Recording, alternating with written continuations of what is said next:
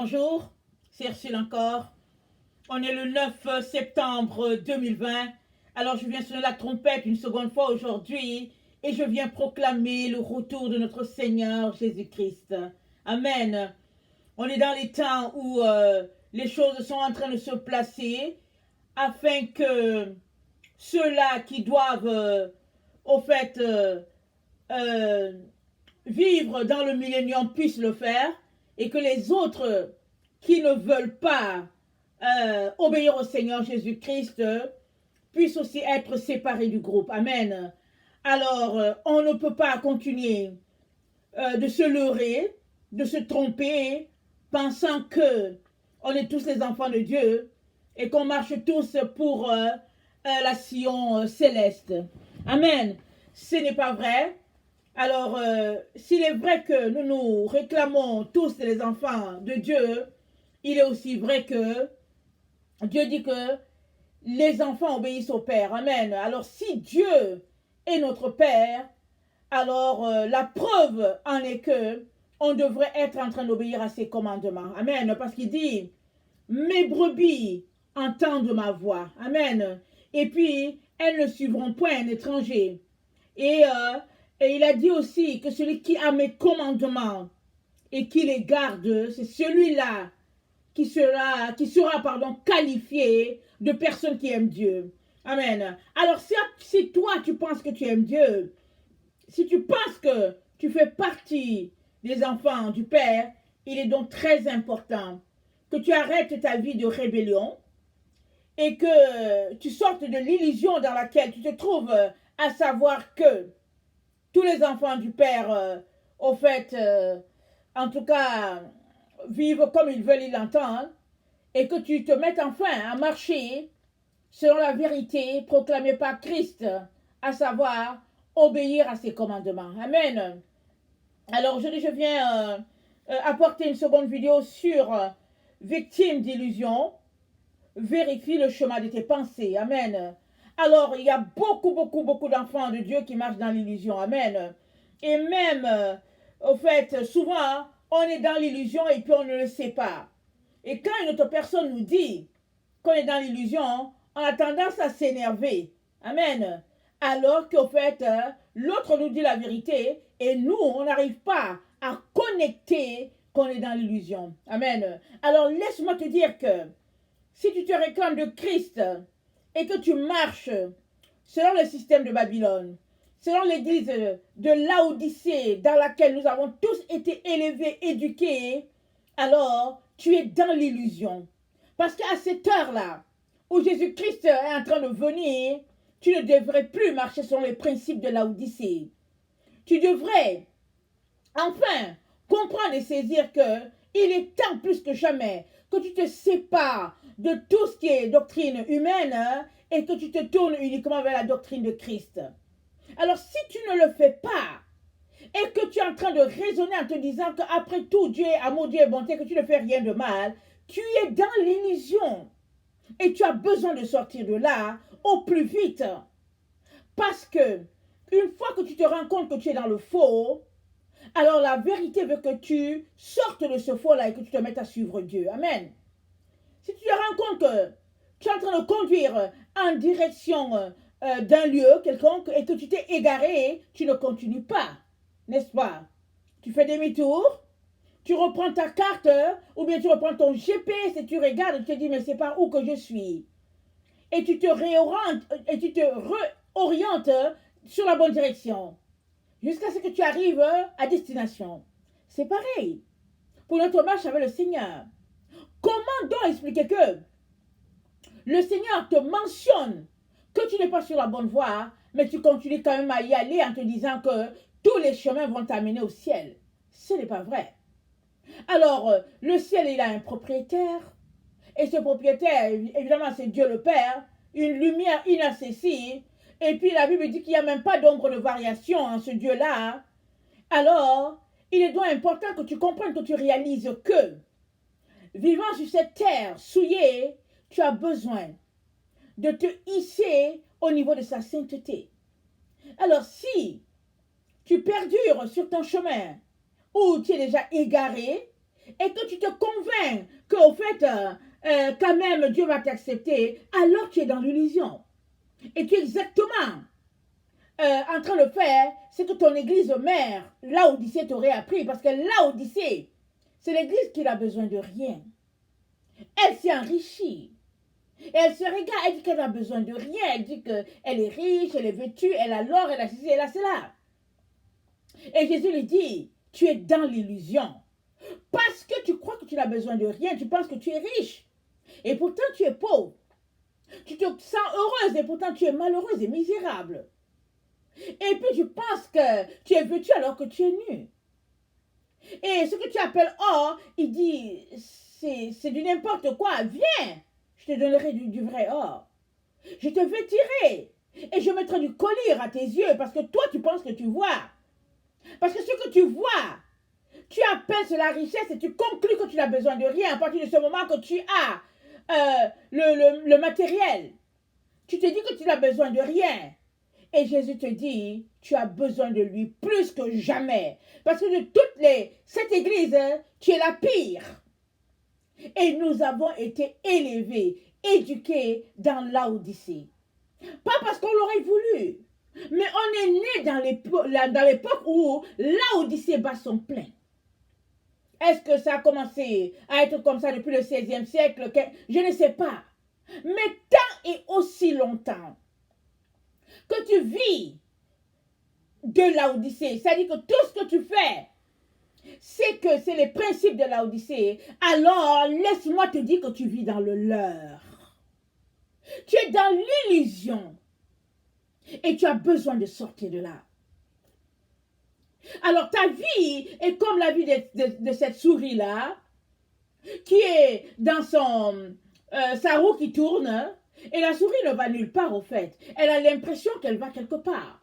Et c'est la roue qui tourne. Et la souris est là, elle fait les gestes avec ses petits pas, mais elle fait toujours les mêmes gestes, elle ne va nulle part. Mais elle a l'illusion d'aller quelque part, mais c'est la roue qui tourne. Et c'est pareil.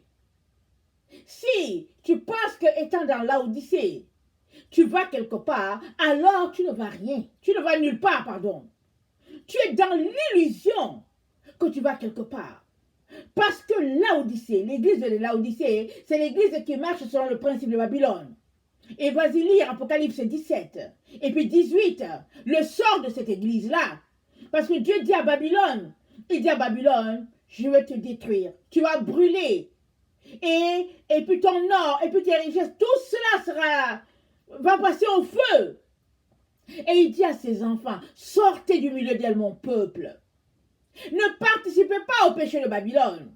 Et Dieu n'a pas cessé de le dire. Et aujourd'hui encore, plus que jamais, il nous dit de sortir le Babylone de son système de commerce, son système de manipulation, son système d'illusion, son système de religion, son système économique, son système politique. Sortez de là, dit le Seigneur. Il est donc très important que toi et moi, nous puissions enfin nous arrêter et décider d'obéir. Que de continuer de marcher dans le leurre comme notre époque, comme notre génération. Vous savez qu'on est la génération à qui on ne dit rien. On est la génération qu'il ne faudrait pas reprendre. Parce que dès qu'on nous dit quelque chose, dès que le Seigneur révèle quelque chose et qu'on nous dit quelque chose, on n'est pas content. Après tout, on se suffit. Après tout, on a ceci, on a cela. Mais, que nous dit le Seigneur? Allons-y regarder. Attendez. Romains 1, le verset 21 et puis 22. Je vais lire certains versets. On va s'arrêter et on va réfléchir à notre situation pour nous assurer que on a bien compris qu'il faut qu'on sorte de l'illusion. Amen. Ça, c'est très important. Alors, Romains 1, le verset 21. Puisque ayant connu Dieu, ils ne l'ont point glorifié comme Dieu et ne lui ont point rendu grâce, mais ils se sont égarés. Dans leurs pensées et leur cœur sans intelligence a été plongé dans les ténèbres. Se vantant d'être sages, ils sont devenus fous. versets 28 et 32. Comme ils ne se sont pas souciés de connaître Dieu, Dieu les a livrés à leur sens réprouvé pour commettre des choses indignes. Aïe. Étant remplis de toute espèce d'injustice et de méchanceté, de cupidité et de malice, pleins d'envie de meurtre, de querelles, de ruse et de malignité, rapporteurs médisants, impies arrogants, hautains fanfarons, ingénieux au mal, rebelles à leurs parents, dépourvus d'intelligence, de loyauté, d'affection naturelle, de miséricorde, et bien qu'ils connaissent le jugement de Dieu, déclarant dignes de mort ceux qui commettent de telles choses. Non seulement ils les font, mais ils approuvent ceux qui les font. Voilà notre génération. Non seulement on marche dans toutes sortes d'injustices, de méchanceté, de mépris vis-à-vis de la loi de Dieu, mais on applaudit aussi les autres qui sont dedans, qui le font. On est très contents. Voilà dans quoi nous sommes, dans l'illusion la plus totale. Et pire, on a conclu que désormais, Dieu nous aurait dit qu'il fallait désormais lui rendre un culte au fait les dimanches. On est arrivé à cette conclusion-là. Parce qu'on a dit que Jésus-Christ est ressuscité dimanche. D'abord, c'est faux. Il n'est pas ressuscité dimanche, mais on est arrivé à cette conclusion-là pour justifier pourquoi on n'obéit pas à la loi du repos du sabbat. Déjà que toute l'histoire de la Bible nous rapporte que si Israël a été déporté, c'est parce qu'ils ont méprisé le sabbat. Ça, c'est cette histoire que tout le monde sait quand il connaît l'histoire d'Israël. C'est pourquoi Daniel est allé lire, il a dit, mais attendez, 70 ans sont déjà passés, mais qu'est-ce qui se passe? Il était là, il dit, mais est-ce que les 70 ans ne sont-ils pas déjà passés? Qu'est-ce qui fait que nous sommes encore ici à Babylone? Parce qu'il y aurait une prophétie qui aurait dit à Israël que, après 70 ans, Dieu les ramènerait sur leur terre. Mais qu'est-ce qui fait qu'ils sont encore là à Babylone? C'est ça qui a poussé Daniel à prendre un temps devant le Seigneur, demander pardon pour son peuple et tout, et demander que Dieu lui apporte révélation. Et Dieu lui a donné tellement de révélations qui, jusqu'aujourd'hui, Dieu lui a donné tellement de révélations que ces révélations s'étendaient jusqu'à notre temps aujourd'hui. Si bien que là où nous sommes, on est en train de parler de ces 70 ans-là qui devraient arriver à notre temps pour qu'enfin Israël puisse fuir du repos un sabbat de 1000 ans. Amen. Mais tout est parti du fait qu'Israël a désobéi à la loi de Dieu. Ils ont reçu les commandements. Dieu les a fait sortir d'Égypte à bras de fer. Mais Israël a quand même trouvé le moyen de déshonorer ce Dieu-là et de marcher dans le péché, la corruption du monde, et puis travaillant le jour du sabbat, alors que Dieu a dit c'est le repos parce que Dieu s'est reposé le 7e jour. Et il a dit tu ne travailleras pas. Il a dit à Israël tu ne travailleras pas ce jour-là. Tu te reposeras toi et ton bétail, et aussi le sol se reposera. Parce que Dieu, qui est le créateur de l'univers, a fait que tout est un. Amen. Et la plante, et l'être humain, et les animaux, et les insectes, tout ce que Dieu a créé est comme une seule personne, un seul élément devant ce Dieu créateur-là. Et Dieu dit que dans sa création, il faudrait un jour de repos parce que lui, il s'est reposé et il a accordé cela à toutes ses créatures. Alors toi, pourquoi est-ce que tu n'es pas prêt à te reposer? Tu accuseras ton travail, tu accuseras tes études, tu accuseras toutes sortes de situations. Mais c'est à toi de t'adapter à la loi de l'Éternel. Ce n'est pas à l'Éternel de changer sa loi pour toi. Alors, puisque ayant connu Dieu, ils ne se sont pas souciés. Comme ils ne se sont pas souciés de connaître Dieu, Dieu les a livrés à leur sens réprouvé pour commettre des choses indignes. Et ils continuent de justifier pourquoi ils se comportent ainsi ou comme ça. Parce que, après tout, c'est Dieu qui a tort. Notre génération a toujours raison. On est la génération qui avons toujours raison. on va s'arrêter pour justifier pourquoi on fait ceci, pourquoi on fait cela, et puis au finish, c'est la faute de l'autre. Si on souffre, c'est la faute de l'autre. Mais quand on a assez d'argent, c'est notre faute. On se pète des bretelles. Mais quand ça ne va pas, c'est la faute de l'autre. Et c'est la faute de Dieu. Mais Dieu dit, eh bien, verset 32, qu'ils connaissent le jugement de Dieu, déclarant dignes de mort ceux qui commettent de telles choses. Non seulement ils les font, mais ils approuvent ceux qui les font. Amen. Alors, nous sommes dans le temps du jugement de Dieu.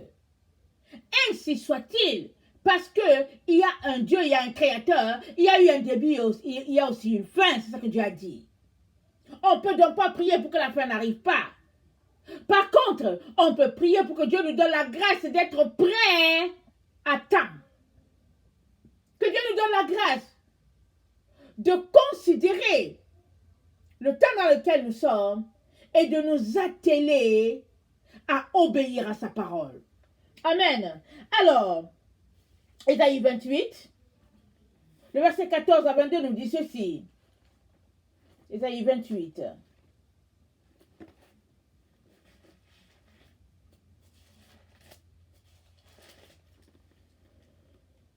Le verset 14 à 22.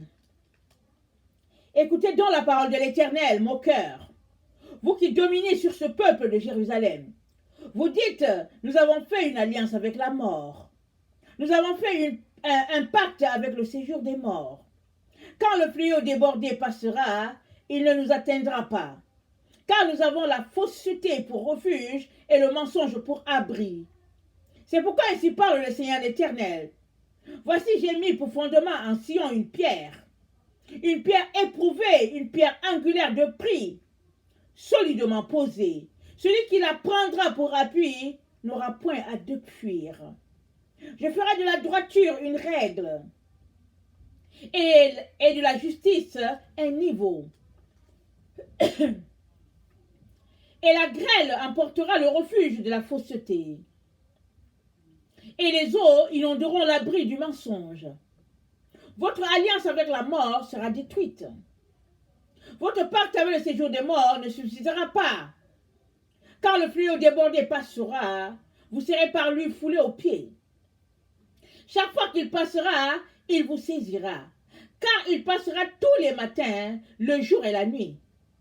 Et son bruit seul donnera l'épouvante. Le lit sera trop court pour s'y étendre, et la couverture trop étroite pour s'en envelopper. Car l'Éternel se lèvera comme à la montagne de Pérasim. Il s'irritera comme dans la vallée des Gabons, pour faire son œuvre étrange, pour exécuter son travail inouï. Maintenant, ne vous livrez point à la moquerie, de peur que vos liens ne soient resserrés. Car la destruction de tout le pays est résolue.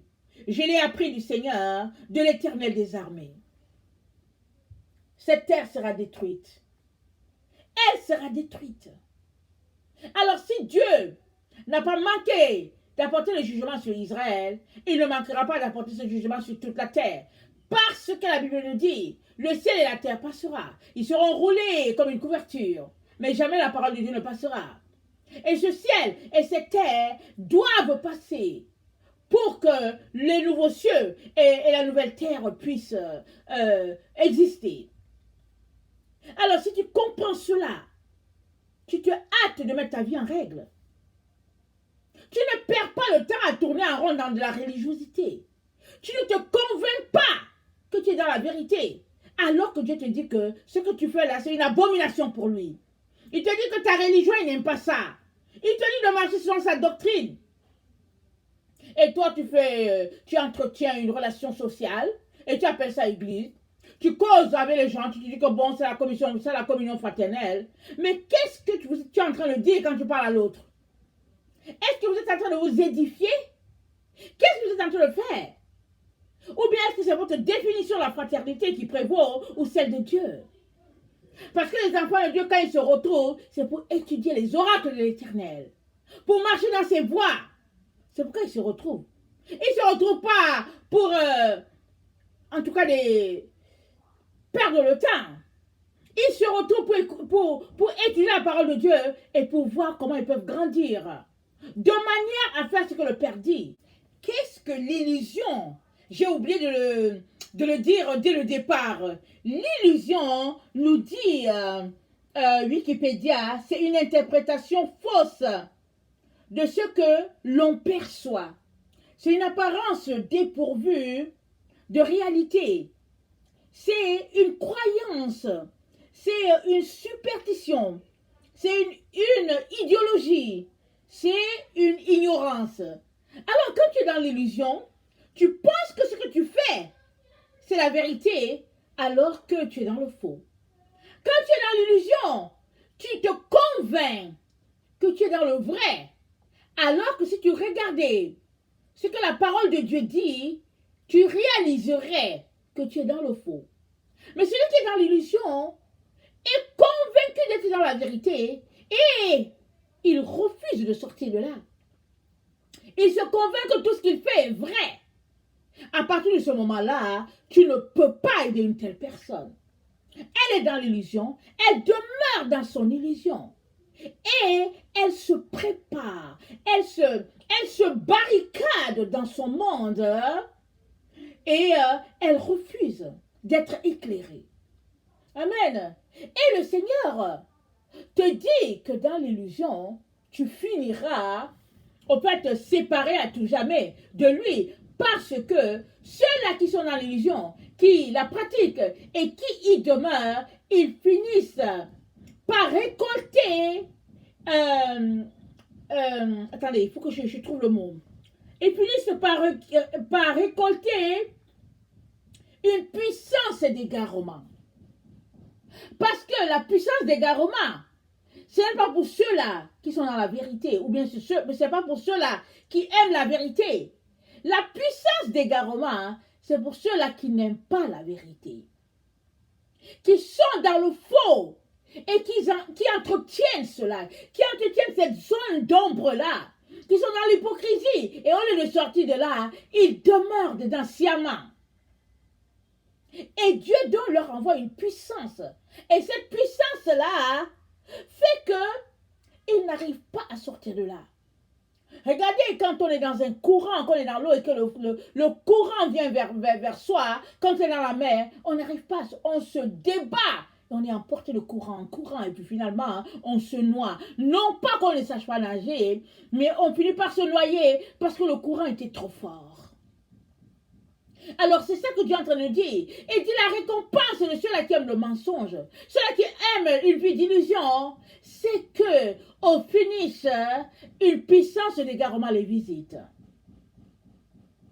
Alors quand on comprend cela et qu'on a la crainte de Dieu, on s'arrête, on réfléchit plusieurs fois et on crie au Seigneur pour dire, Seigneur, viens à mon secours. Viens m'aider pour que je ne périsse pas dans l'illusion à cause du dunamis qui va venir, Seigneur, contre moi. Si bien que je ne pourrai plus m'en sortir. Maintenant, je peux encore. Aide-moi. Je ne vous cache pas que souvent, je suis là et je me dis, Seigneur, est-ce que je vais réussir? Ou bien je dis, Seigneur, aide-moi, Seigneur. Parce que je me rends compte que tout un chacun peut tomber. Amen. Tout un chacun peut tomber. Et on doit faire très, très attention. Très attention. Pour demeurer connecté. Pour demeurer attaché à l'arbre. Qui est Jésus. Amen.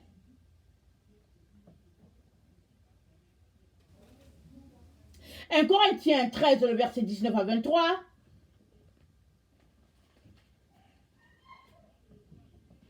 1 Corinthiens 3, 19 à 23, ça dit ceci.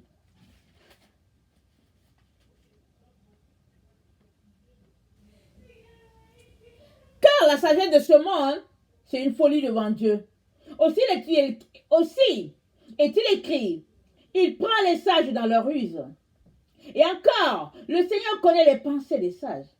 Et il sait qu'elles sont vaines. Que personne donc ne mette sa gloire dans les hommes.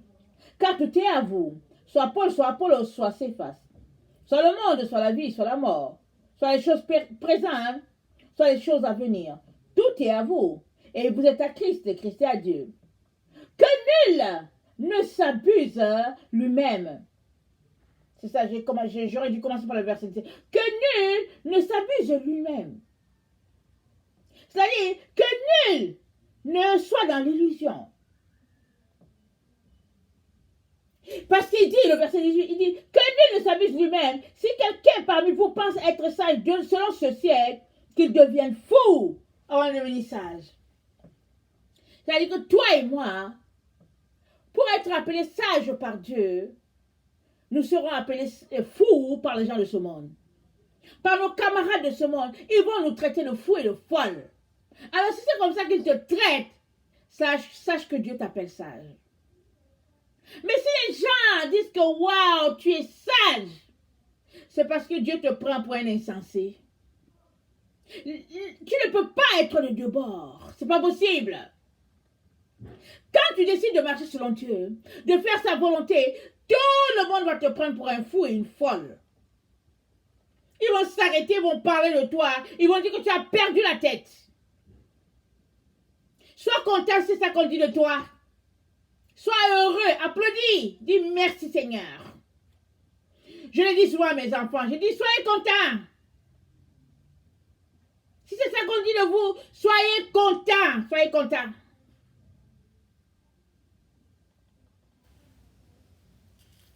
Parce que Dieu vous considère. Parce que vous réjouissez le cœur de Dieu.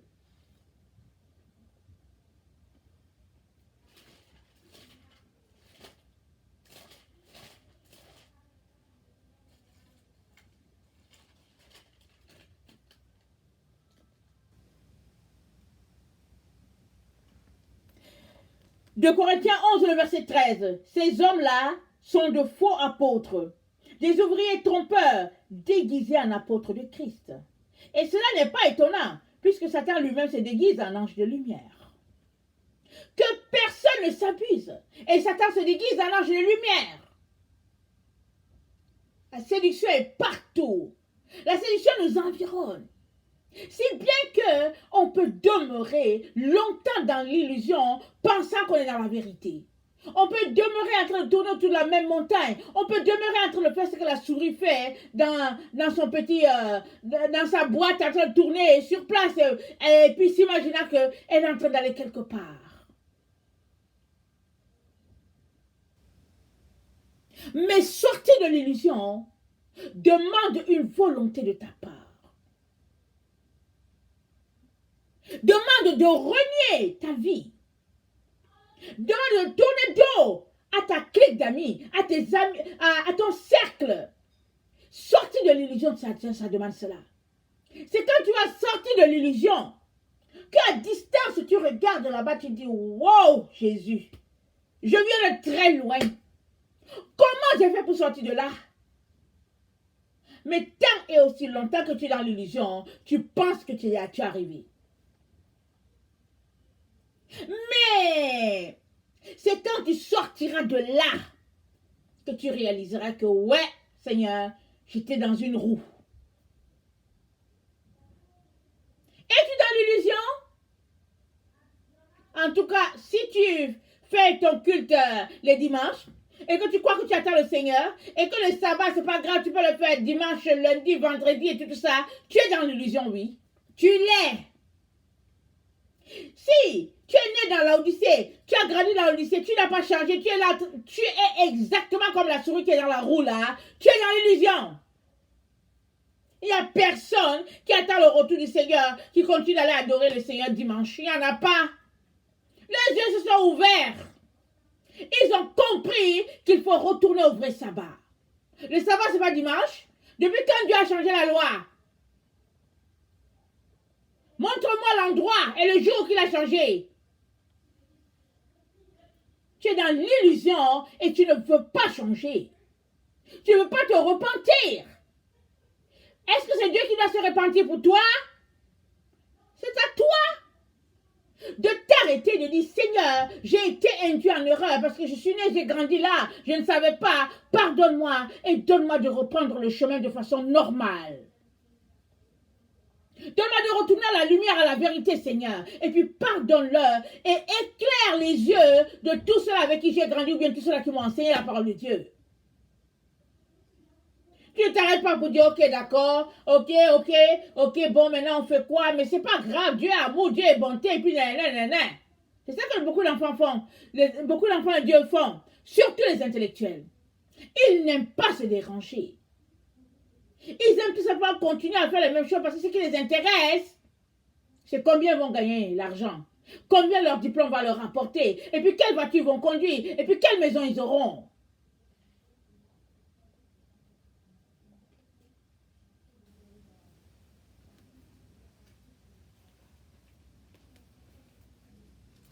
Éphésiens 4.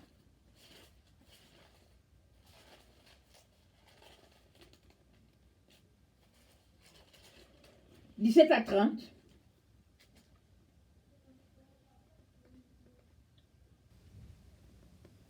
Voici donc ce que je dis et ce que je déclare dans le Seigneur. C'est que vous ne devez plus marcher comme les païens qui marchent sur la vanité de leurs pensées. Les païens qui marchent sur la vanité de leurs pensées. Et le Seigneur nous demande, sommes-nous victimes de l'illusion? Alors nous sommes appelés à changer à changer notre chemin de pensée. Ce sont les pensées que nous entretenons qui nous gardent dans cet état-là. Mais une fois que tu te rends compte que tu es dans le faux, alors change le chemin de tes pensées. Et tu changeras aussi la façon dont tu es appelé à suivre le Seigneur. Alors, le passage nous dit, c'est que vous ne devez plus marcher comme les païens qui marchent sur la vanité de leurs pensées. Ils ont l'intelligence obscurcie. Ils sont étrangers à la vie de Dieu. À cause de l'ignorance qui est en eux, à cause de l'endurcissement de leur cœur. L'endurcissement de leur cœur. Ayant perdu tout sentiment, ils se sont livrés à la dissolution pour commettre toute espèce d'impureté jointe à la cupidité. Mais vous, ce n'est pas ainsi que vous avez appris Christ. Si du moins vous l'avez entendu, et si conformément à la vérité qui est en Jésus, c'est en lui que vous avez appris, c'est en lui que vous avez été instruit à vous dépouiller. Eu égard à votre vie passée, du vieil homme qui se corrompt par les convoitises trompeuses, et à être renouvelé par l'esprit de votre intelligence, et à revêtir l'homme nouveau, créé selon Dieu dans une justice et une sainteté que produit la vérité. L'illusion, c'est le mensonge. Alors, on est appelé à être renouvelé dans une justice que produit la vérité. Pour guérir du mensonge, il faut la vérité. Mais si tu demeures constamment dans ton illusion, comment seras-tu guéri? Comment sortiras-tu de là? Tu vas rester dans le même pattern, et puis tu vas tourner, tu vas refaire les mêmes choses, et au finish, tu vas accuser tout le monde, sauf t'examiner toi-même, et réaliser que le problème, c'est à ton niveau. Alors, prends la Bible, étudie-la, lis-la, enferme-toi quelque part, et lis la Bible. Es-tu en train de marcher selon les directives du Père? Si tu te rends compte que c'est ça, alors continue, vas-y. Continue ton chemin avec le Seigneur. Mais, si l'Esprit te montrait que tu es dans le faux, alors ne traîne pas. Repens-toi et retourne à la vérité. Parce que par la vérité, tu seras affranchi. Et Dieu mettra son cachet sur toi. Tu seras marqué de son sceau. Comme il a dit dans Apocalypse 7, il a dit, Apocalypse 7, alors que l'ange était sur le point de détruire, il dit, et Apocalypse 7, le verset 2, et je vis un autre ange qui montait du côté du soleil levant, et qui tenait le sceau de Dieu vivant. Il cria d'une voix forte aux 4 anges, à qui il avait été donné de faire du mal à la terre, à la mer, et il dit, ne faites point de mal à la terre, ni à la mer, ni aux arbres, jusqu'à ce que nous ayons marqué le sceau, nous ayons marqué du sceau le front des serviteurs de notre Dieu. Et j'entendis le nombre de ceux qui avaient été marqués du sceau, 134 000 de toutes les tribus de fils d'Israël. Dieu marque ses enfants Mais ceux-là qui marchent dans la vérité, ils sont marqués du sceau de Dieu. Et quand on lit la Bible, il y a beaucoup dans Apocalypse, on voit combien ce groupe-là est protégé. Allons-y, regardez un peu dans Apocalypse, au fait, Apocalypse 9. Alors, on va lire rapidement. Alors, attendez.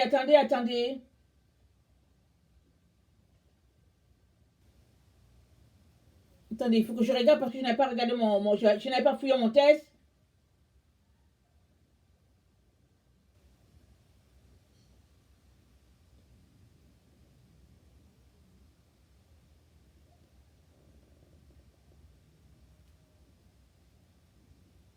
Ok.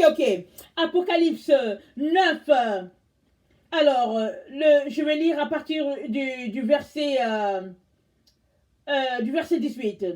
Le tiers des hommes fut tué par ces trois fléaux, par le feu, par la fumée et par le soufre qui sortait de leur bouche.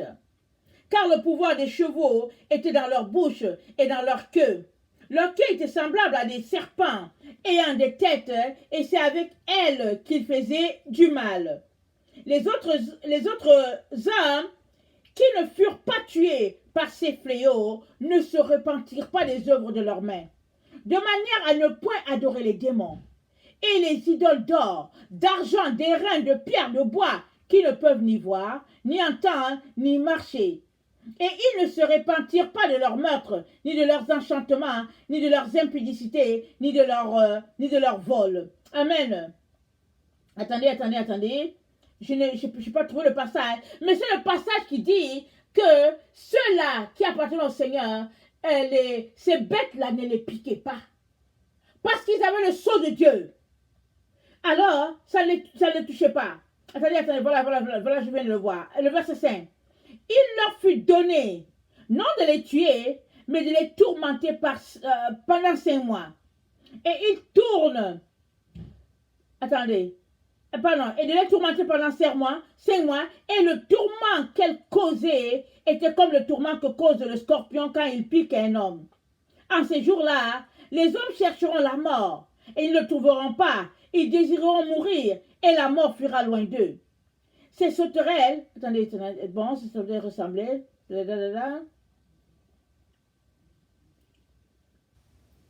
Attendez.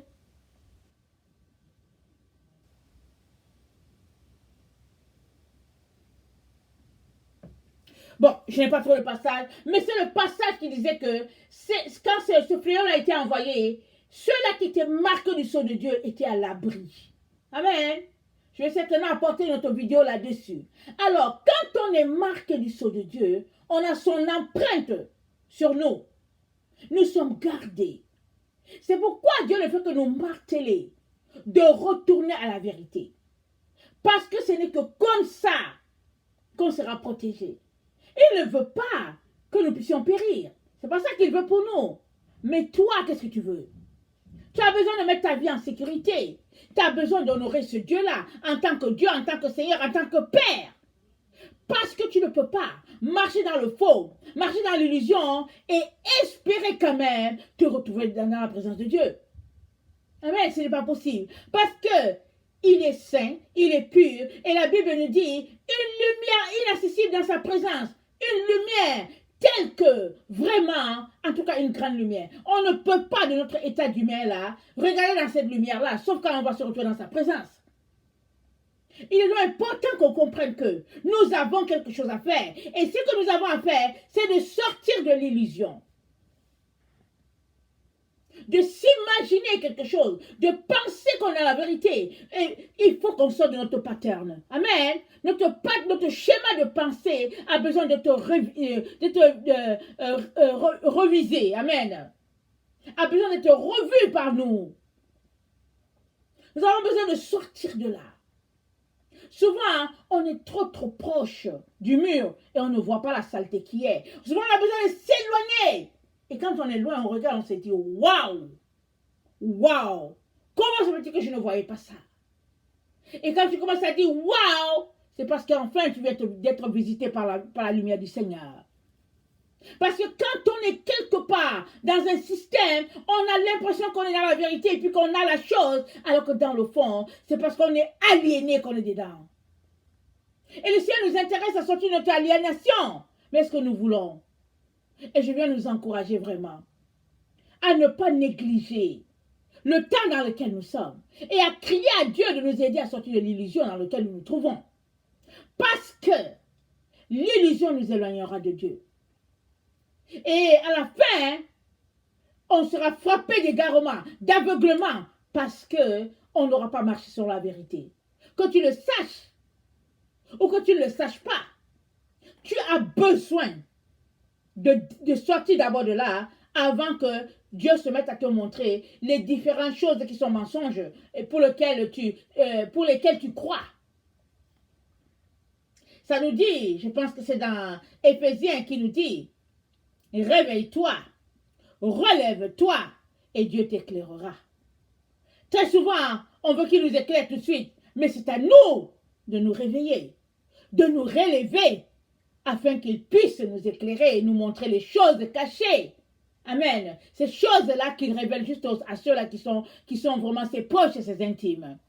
Que le Seigneur bénisse sa parole et puis qu'il te donne de pouvoir t'examiner à travers le miroir de sa parole et de réaliser que les temps sont proches et tu as besoin de faire quelque chose pour sortir de là. Et puis te sortir toi-même de là et puis sortir plusieurs personnes de là.